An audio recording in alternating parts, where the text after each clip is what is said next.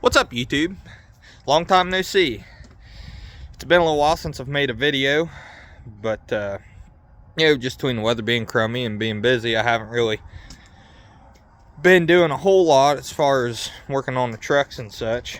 But the cold has went away, and it's in the 50s now, and it's a little sloppy out, but at least it's not snowy and icy.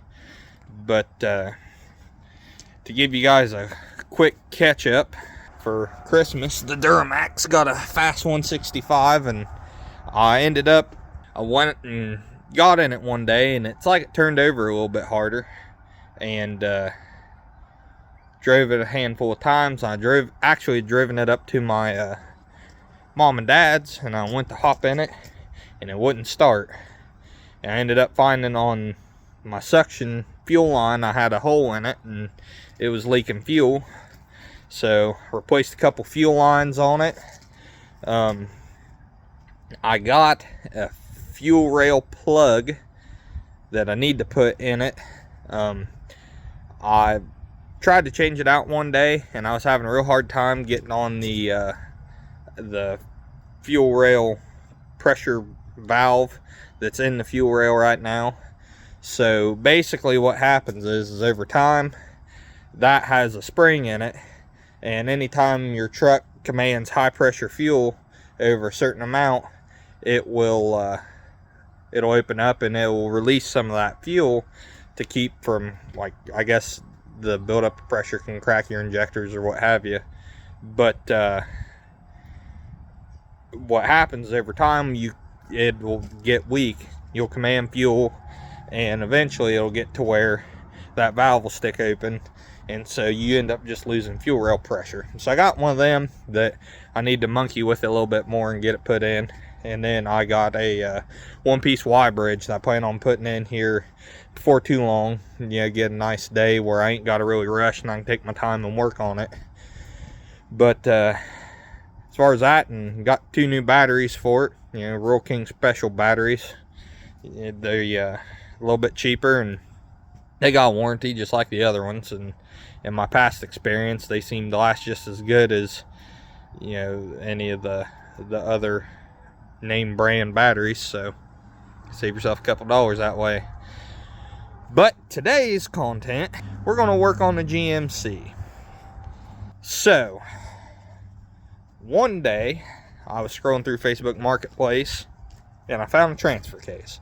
Now mind you, I've said in the previous videos that case on that one was junk. That case is an NP246 transfer case.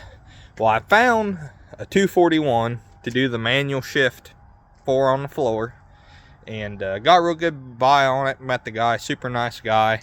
Put the case in, and everything works all right, but it won't go above first gear, and the odometer doesn't move, which is all indications that it needs a vehicle speed sensor. But the problem is, I can hook up the vehicle speed sensor off, it plugs right in. But I did not get the wiring harness that runs up to the fuse box, underneath the fuse box, and hooks in to engage the front actuator. And the main harness plug-in, I couldn't get a plug-in for it to convert it. I'm sure you could take 2 and make 1 or something like that, but today I was scrolling through Marketplace and found where a guy was selling one of these bad boys. This is another NP246 electric, has all the plug-ins and all the hardware that I'll need to put that back together. So with that being said, that truck is not going to be becoming a 4 on the floor after all. I'm going to swap transfer cases again and put that one back in it. And it should, as long as that case is good, it's a Marketplace transfer case, but as long as that case is good, it should function as it would have from the factory. But I'll get a light and get under there and show you guys what we're dealing with. All right, there's your transfer case. So it sits right there, mounts up to the tail housing of the transmission. And as you can see, I kind of packed the old red RTV around there. A little paranoid about leaks, but I'd rather not really too concerned with how that looks. As I put it on the inside lip that mates up to that face, and then it kind of pushed it out, so I just went ahead and smeared it all around. So can't really hurt nothing that way. But basically, to swap one of these out, you got to remove your drive shaft bolts. They're 8mm. There's 2 on top, 2 on the bottom. Pull those out, them straps come out.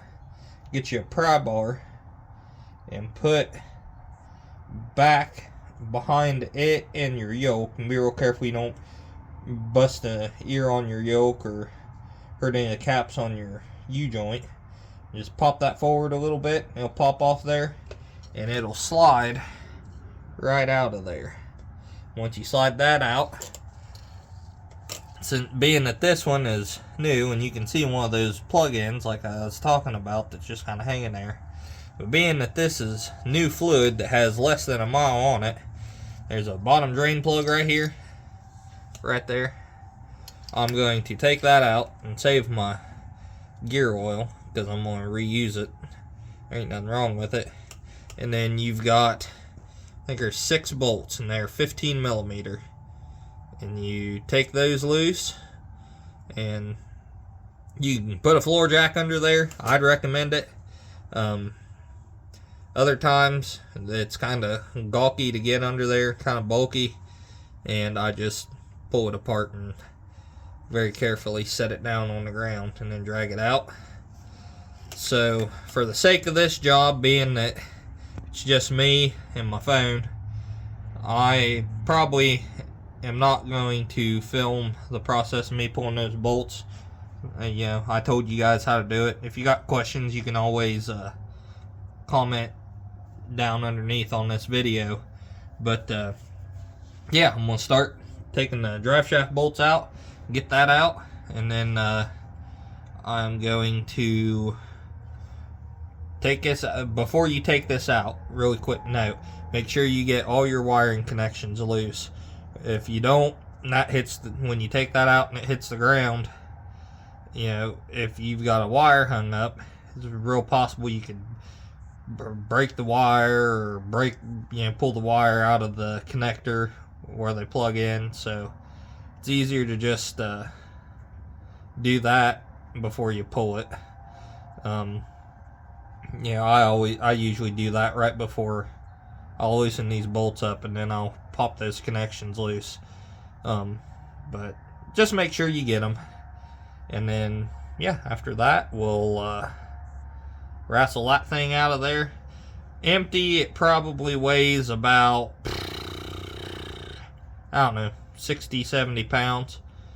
And then put the other one up in there. We'll bolt right up. And get some RTV around it so it's sealed up nice, and put it in there and get her all plugged in and put it back together. And before I put the 4-wheel drive shaft, the front drive shaft in, it'll run from right there on the transfer case. I'll get out and show you, or move my creeper over here. It'll run from there up into that front diff. That's where your front drive shaft will go. But before I go through all that, I'm gonna put the transfer case in there and make sure I get the fluid cycled through it good and it's doing what it's supposed to before I jump the gun and get ahead of myself. So that's what we're gonna do on that. Alright, I just used a crescent wrench to loosen this bottom plug out. Right there's your fill plug on the transfer case, and here's your drain plug. I'm gonna push in on this. Uh-oh. In the drain pan. And there she goes. Nice, fresh looking transfer case fluid. And when you drain it out, because you're supposed to every so often add fluid to this and change fluid in it, and you want to be able to see, I mean, it's not super opaque or whatever, but you don't want to see any shavings or anything like that. Sometimes you just take your finger and kind of run through it, and get my camera to focus on it here. And never mind. But yeah, while we sit there and let that drain, I'm actually going to go get my other drain pan and drain out the transfer case and the... Sorry, I didn't mean to cut y'all off. Some goofball kids walking down the street with a beatbox or something like that. But I'm gonna go get a drain pan and drain the old oil out of the NP246 in the bed of the truck. And yeah, we'll go from there. Stay tuned. Alright, update. Get my flashlight shining here. There's the old case. Well, up there's the old junk case. Here's the manual case that I put in that didn't work, that we just took out. And then here's the new case. Biggest difference. Spin this around here. You got your manual shift lever here. Hang on. Hold on a second. Technical difficulties.